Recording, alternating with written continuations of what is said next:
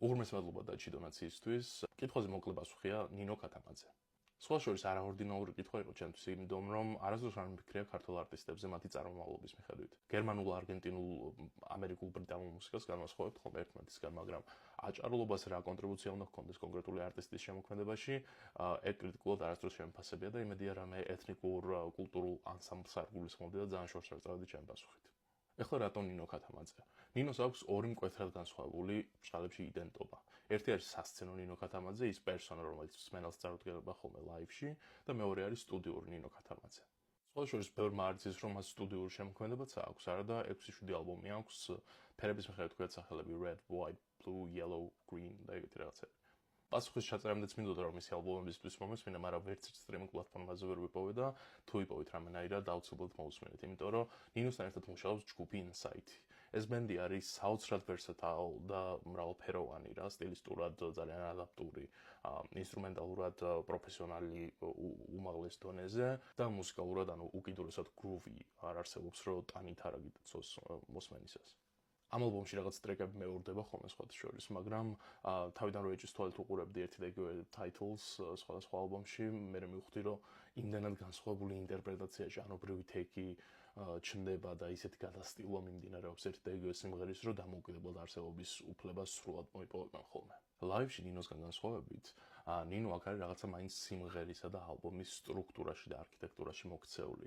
ანუ ის თავისუფალი სული არსად არ იკარგება, მაგრამ მისი შესრულება უფრო დამორჩილებულია. როგორც გიტარის სოლო შეიძლება 20 წუთი გაგრძელდეს ლაივში, მაგრამ აქ იყოს კონკრეტული 3 წუთიანი სეგმენტი არჩეული და იმაზე კონცენტრირებული მთელი ტრეკი. ანუ ის soulful გამომხატველობა რაც აქვს ნინოს, არსად არ იკარგება ის თავისუფლება, მაგრამ გარკვეულ კალაპოტში არის მოქცეული, რომელიც უფრო კონცენტრირებულს ხდის და კიდევ უფრო შთამბეჭდავს.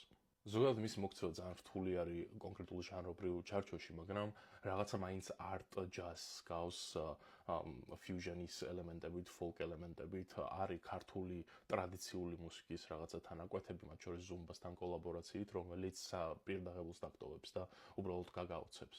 მე არ ვიცი ნინო თავისი წერს თუ არა იმ ტექსტებს, რაც მის სიმღერებს საფუძვლად უდევს, მაგრამ ეგეც ძალიან კონკრეტული მიმართულებით მიდის რა.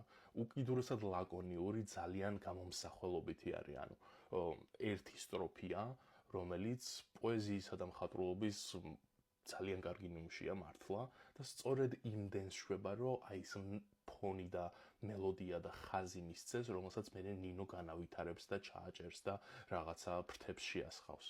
ეგ არის რაღაც ჯადოსნობა ნინოში, რომ შეუძლია რომ ერთი რეფრენი და ერთი სტროფი 8 წუთის განმავლობაში იმდენჯერ დაატრიალოს და იმდენნაირად შემოგთავაზოს რაღაცა თავისუფალი მდინარებით, მათ შორის ნონსენს ლინგვისტიკური თუ ლექსიკური აღკაზმულობით, რომ არ მოგბეზრდება უბრალოდ ყურს და თვალს ვერ მოწყვეტ. და მესმის და სწორედ მაგიტომაა live ნინო ქათამაძე ცოტა acquired taste რა, იმ არაყველასთვის. იმიტომ რომ იქ ძალიან ჩაჭერა ხდება უკვე.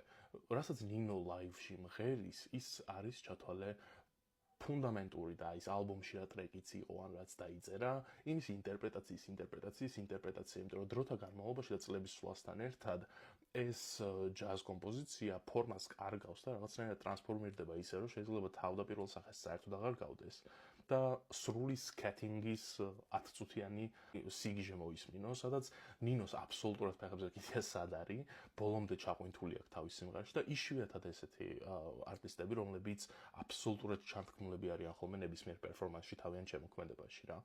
ანუ იქ გრძნობებით მეტყველებს ნინო ქათამაძე. აღარ მღერის სიტყვებს, ეს გეპარაბურე ოდერუნი. ხან ღრიალებს, ხან ჩურჩულებს, ხან ყვირის, იმიტომ რომ რაც მოდის, ის უნდა ითქვას.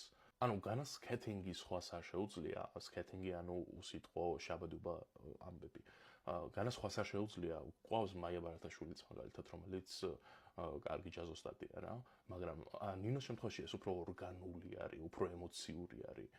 თითქოს ანუ შინაგანი თავისუფლების უმაღლესი საფეხური არის, რომელსაც შეიძლება მიაღწიო გამომხატველობითაც, სადაც უბრალოდ სიტყვები აღარ არის საკმარისი, რომ ის ემოციური ერთობა მუსიკასთან გადმოსცე. და ამას მისი სასცენო მოძრაობებიც უწყობს ხოლმე ხელს, რაღაცა ფსიქოდელიურ ტრანსული მომენტი არის ეს ყველაფერი.